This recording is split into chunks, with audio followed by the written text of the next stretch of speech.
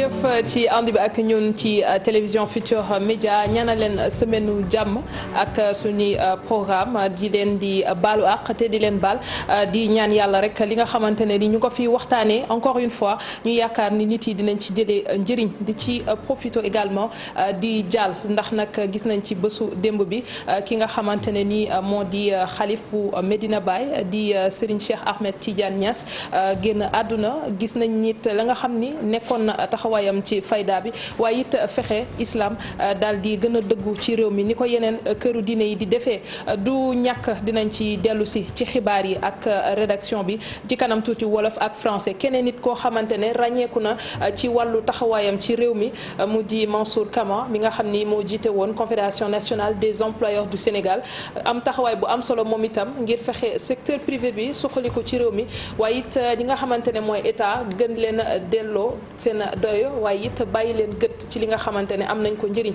ci tissu économique bi moo tax bu ci kanamee dinañ dalal Mokhtar Kane bu CNES moom mooy directeur exécutif bi ñu dellusiwaat ci jaar-jaaru kooku nga xam ni tudd naa ko léegi mu di Mansour Kama waaye it wax ci li nga xamante ne mooy tolluwaayu secteur privé bi surtout ci contexte bi nga xamante ne ñu ngi ci après 20h bi lay doon bu ko defee ñu gën a yaatal pàcc bu njëkk bi ñu dellu si ci mbas mi ndax bés bu jot lim bi di gën a yokk bés bu jot ñi nga xamante ne ñu ngi ciy ñàkk seen bakken di tiital askan bi 211 personnes di ñaari téeméer ak fukk ak benn ñoo xamante ne génn nañ ci àdduna boobaak léegi plus de 10 000 cas ñu koy waxit près de 7 000 guéris waaye ñi nga xamante ne ñu ngi ci wàllu traitement bi 3 000 yi teg na moo tax dina baax ba tey ñu taxaw seetlu xool li nga xamante ne jot nañ ko def ci diiru weer yi jàll ñu ngi dugg suñ juróom-benneelu weer juróom yi jaar na moo tax it ñu dalal fi tey docteur Sylla Thiam mi nga xamante ne mooy secrétaire général bu association des professionnels de santé publique du Sénégal docteur Thiam dalal jàmm ci plateau. jërëjëf Aram ginnaaw bi ñu sant yàlla julli ci yonentam bu tedd bi di leen nuyu di nuyu Pape Cheikh.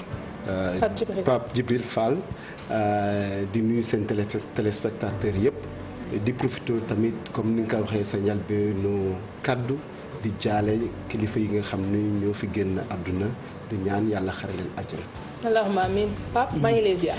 delloo ziar soxna Aram di la baaluwaat ak ci bés bi nga xamante ni ci lañ jóge di ziar bu baax docteur moom tam di ko baalu ak di baalu ak sénégalais ak sénégalaises yu seetaan yëpp si biir réew mi ak si bitim réew di jaale réew mi comme ni nga ko defee ñi nga xamante ni ñoo féete fépp ndax ci umma bi yëpp la dal mooy xalifa Medina Baye bi nga xamante ni mooy Cheikh Ahmed Tidiane ñëpp a ko bokk ñàkk ndax boo déggee témoignage ñëpp Pape Cheikh rek la ñuy wax. donc te loolu mooy fexe woon na ba casser les codes am benn familiarité boo xamante ni te ci générosité am la woon am loon te na ko woon na ak ñëpp ci Sénégal ak foo mën di bokk.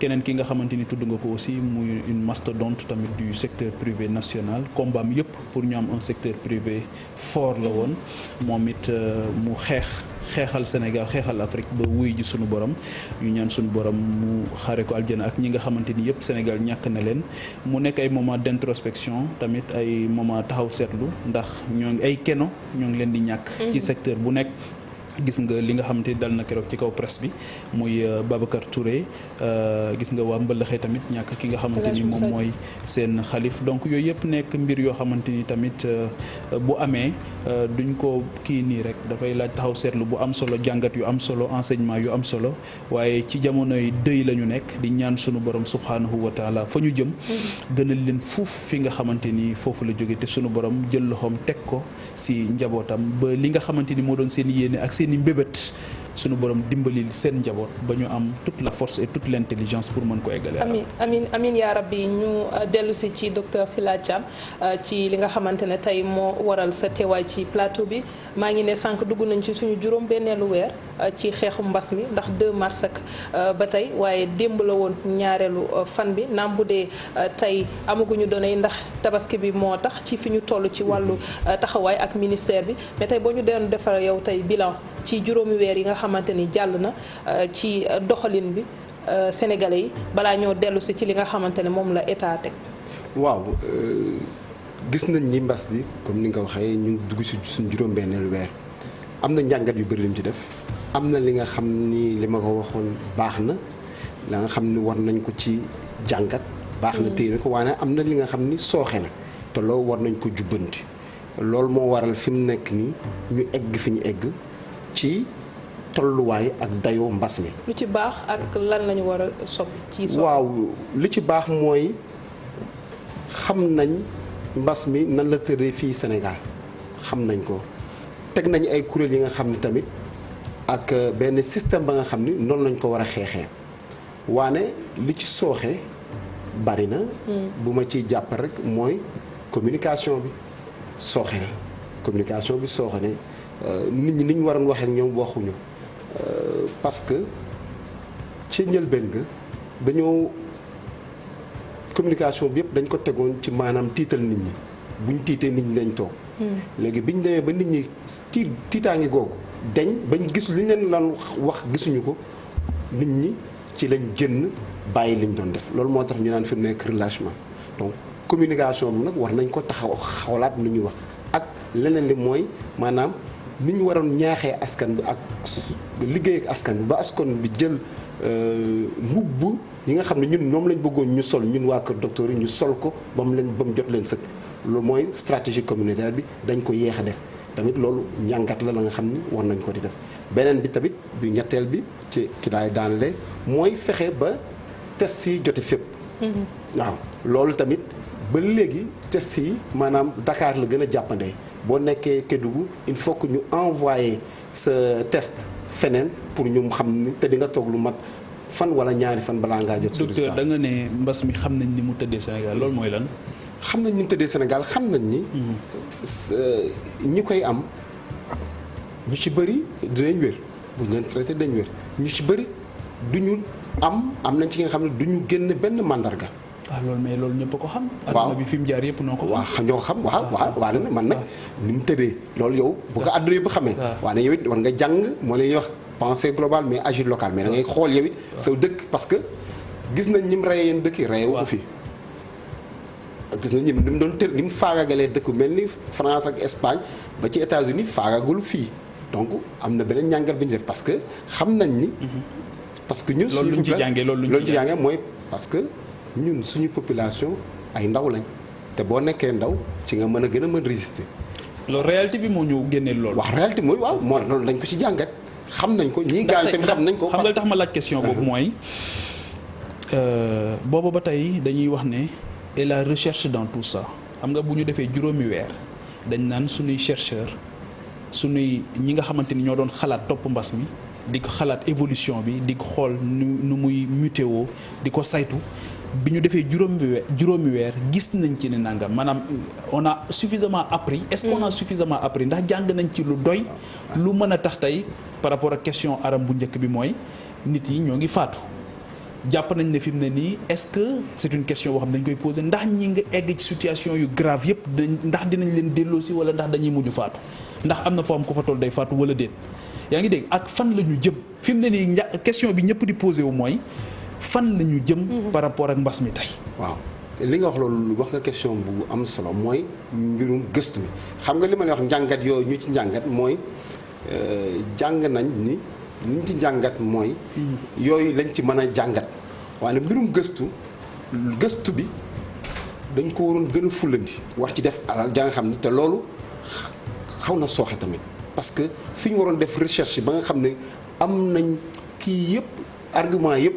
tamit gën na doon léegi nag fi ñu jëm. recherche bi xaw na sooxe mooy lan am na wala amul. am na recherche. lan la recherche bi wane après 5 mois. waaw ma xam nga nag man nag defuma recherche ak defuma ci bokkuma ci ñu doon def recherche bi. mais def nañu recherche par exemple chloroquine bi def nañ ci recherche. li ma xam. loolu protocole bi kat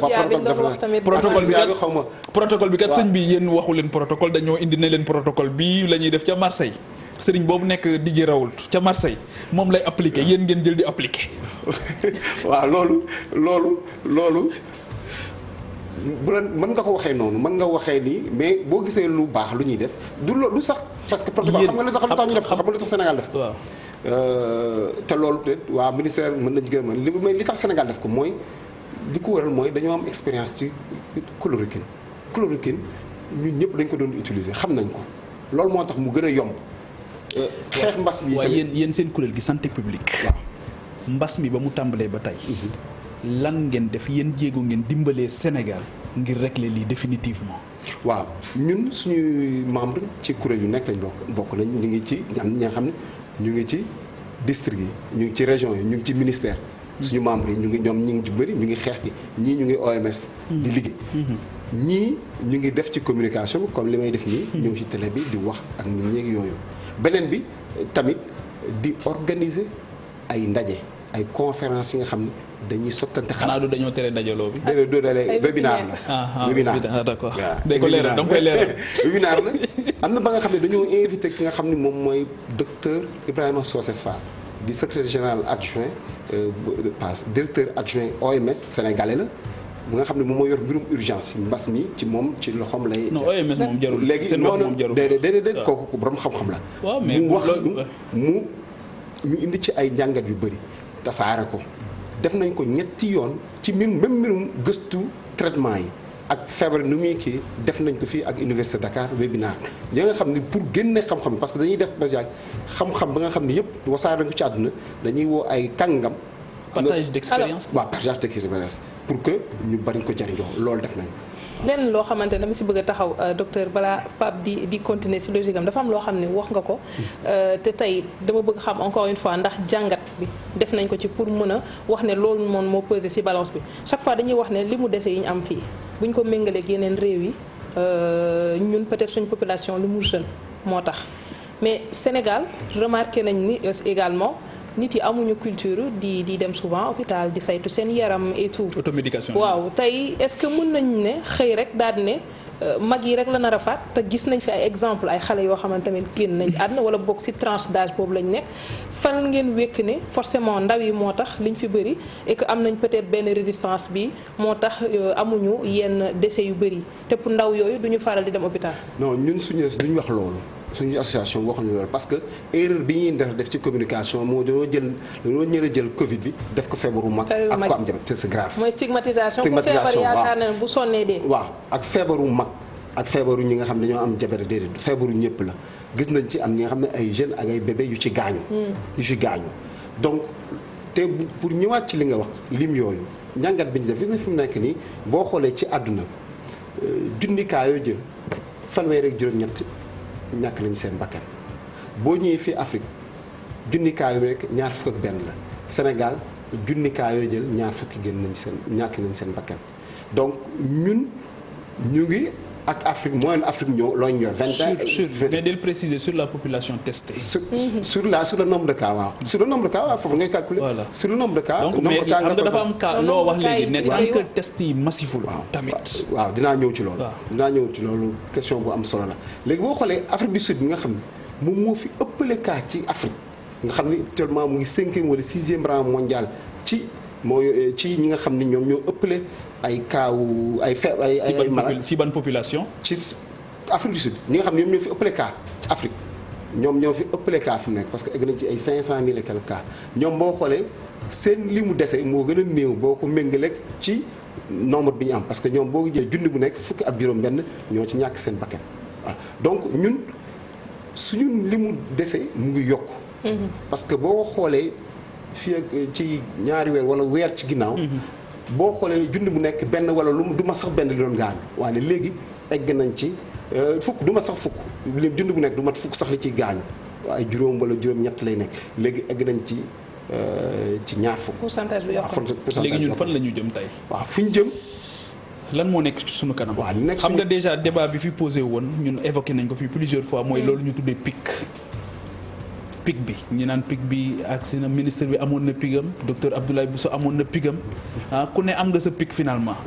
léegi waaw mu baragloo moom nee woon na sax ñaari pic la ñu am wala ñett ci nee na ci ay gëstu la ko tegoon waaye ñun loolu yéen lan ngeen ñu ciy dimbalee ndax ñun romb nañ li gën a doy waar wala ndax lu gën a doy waar mu ngi sunu kanam. sama expérience su xeex mbas. du pic bi sama après rek nga koy xam. pic bi mbas bu jeexee ba nga traité ngay xam fan la pic bi nekk mais munoo ni. fan ci Afrique ci Sénégal. ci Afrique fépp. pic bi munoo ni pic bi fii lay nekk parce que mbas mi fi mu nekk nii. maanaam kon ni ñuy avancé nii mais xamuñ ci luñ jëm. du xamuñ ci luñ fi jëm.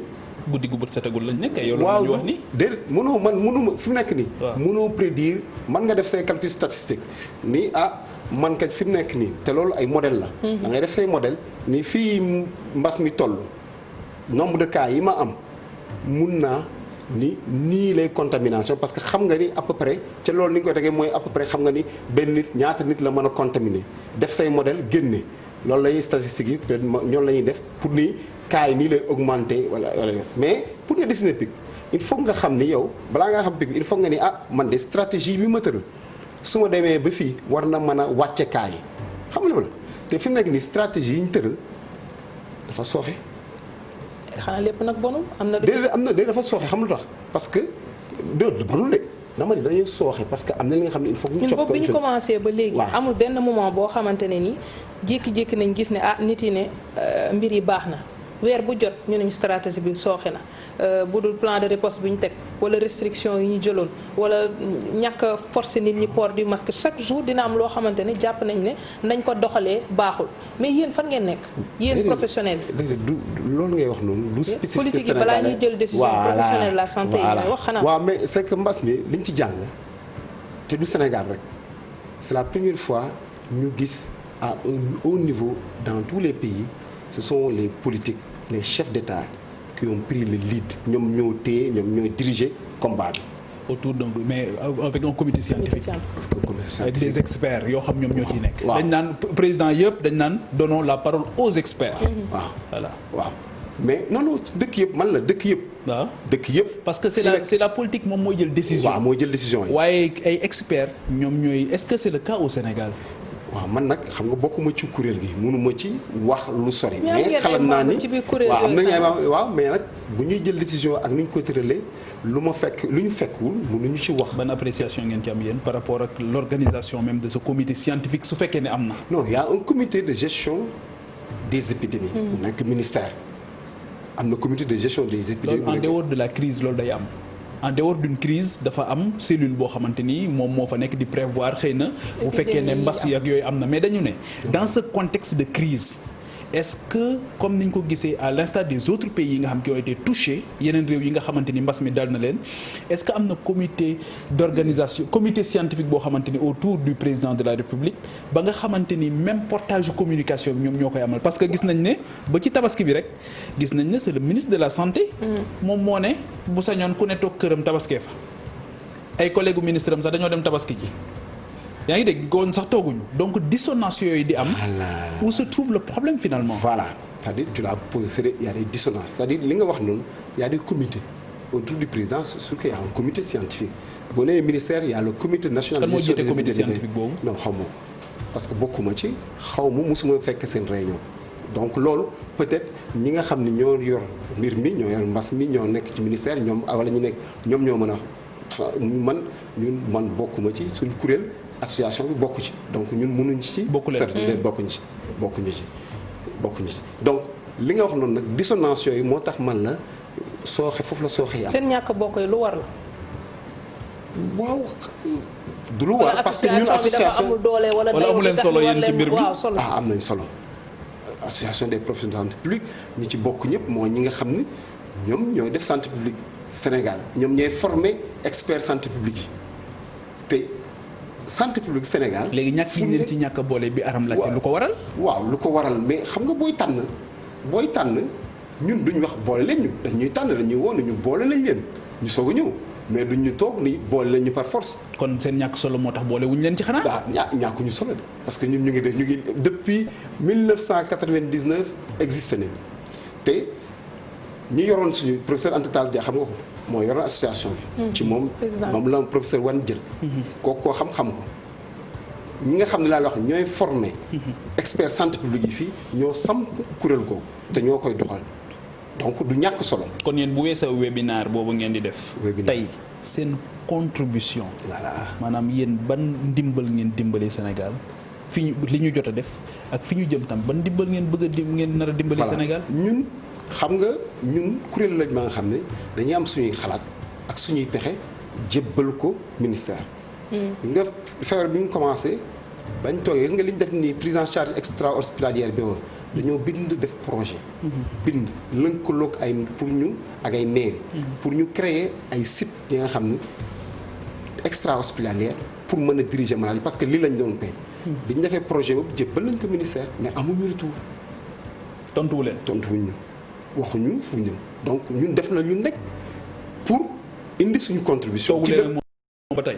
léegi tooguñu moom donc def nañ ñu nekk lu bari def nañ ko pour indi suñu xaata suñu mais nag buñ la dégluwul buñ la joxul buñ la ci boolewul da ngay am fay mais lu yemu ci loolu donc gis nga émission yi ñuy def pour yee nit ñi def nañ ci lu bari ñaareel bi def nañu ay communiqué bind ay papier ay article publié ko def nañ ci la nga xam ne di génn suñu xalaat ak suñu xam-xam barki dem lañ toog benn ñaari ay bisa ngi toog waxtaan ci njàngat yi nga xam ne lañ def ci Covid bi pour ñi nga xam ne lañ leen war a tàggataat ci santé publique. alors ci taxawaay bi nga xamante ne mën nañ ne moo mujj ci kilifa yi ci prise en charge ba tey le fait que ñu décider ne les cas asymptomatiques kenn dootoo leen surveiller noonu laa ko mën a waxee parce que booleetuñ leen ci chaîne bi ndax test yi fañ ko doon defee wàññi nañ ko léegi foog si ñuy feeñ sa yaram ñu doog lay defal donc loolu ñu def ko est-ce que bokkul tamit ci li nga xamante ne mooy favoriser cas communautaire yi wala yeneen parce que nit mën na ko amit te du ko xam. waaw loolu gis nga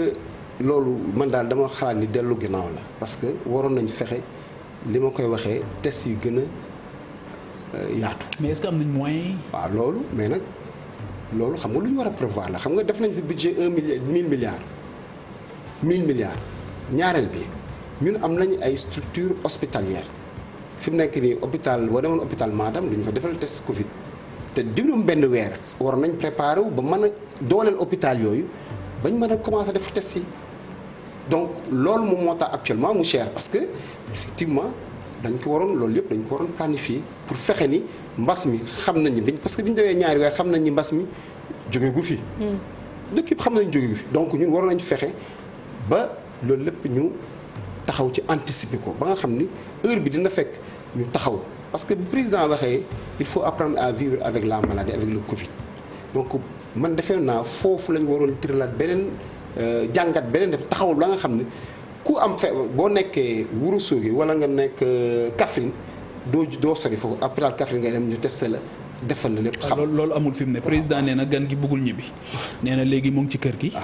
nañuy xool nan la ñuy dëkkee ko am na ku ne sax boo moytul gan gi bu la naree génn kër gi nooy def ñu ne ko foofu yàlla na bu ñu fa egg mais benn waay nee na ndax da lay génn kër gi wala da lay génne àdduna waaw mais bëgguñu mu génn ñu kër gi bëgguñu mu génn ñu àdduna donc léegi résilience bi nan la ñuy def ba ndax masque yi tey doy na jumtukaay ngir mucc ci virus bi fi ñu toll nii. waaw c'est que loolu tamit c'est une bonne question bu laaj bu am solo la dañoo jël lépp tënk ko ci masque yi benn rek la mais fàtte nañ raxas loxo bi.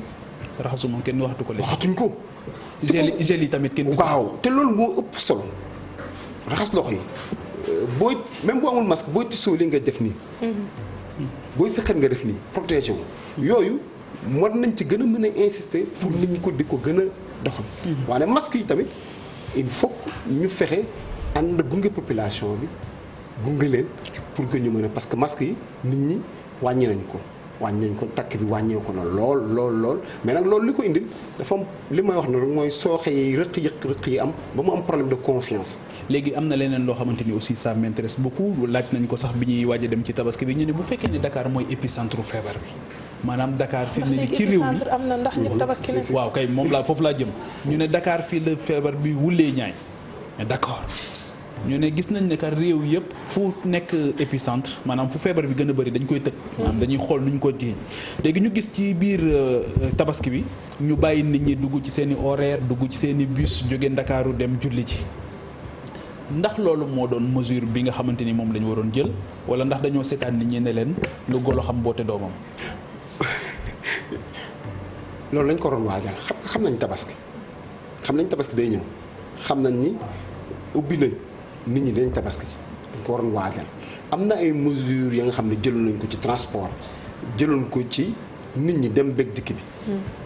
ñoon bi ñu ubbee transport yi nii la ñuy war a tëree nii yooyu yëpp gis nga bi mu desee weer tabaski bi lañ waroon commencer wax ak nit ñi def beneen plan de communication. kan moo ko waroon def. ministère de la santé ñi ñu dénk ñoom ñoo ko waroon def. mais est-ce que du loolu mooy problème bi est-ce que c'est une affaire du ministère de la santé parce que aussi dans tous les pays aussi yi nga xamante ni mbas mi sonal na leen loolu laay wax ne du liggéey boo xam dañ koy bàyyi ministère de la santé comité scientifique boo xamante ni ça va au-delà du ministère de la santé ministère de la santé benn élément lay nekk de ce dispositif là est-ce que tamit li ñu bàyyee liggéey bi yëpp ministère de la santé ministre de la santé est-ce que du loolu moo indi sooxe bi. waaw mais xam nga dëkk bu nekk ni mu organisé woon xam nga yow comité boobu ngay wax loolu da doon fekk mu nekk ñu am primature ñu am premier ministre ba nga xam ni moom mooy.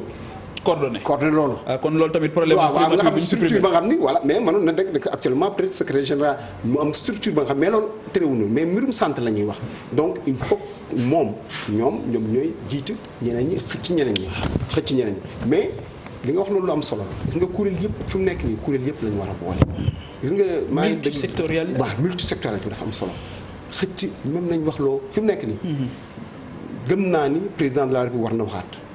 gëm naa ni kilifa diine lu muy wax waaw wax ak lu wuuteeg li mu wax ci tabaski bi. wax ak kilifa diine tamit wax na. mais ñoom dinañ ñëwaat ci yow docteur Sylla Thiam ak Pape dañuy dem seetaan publicité.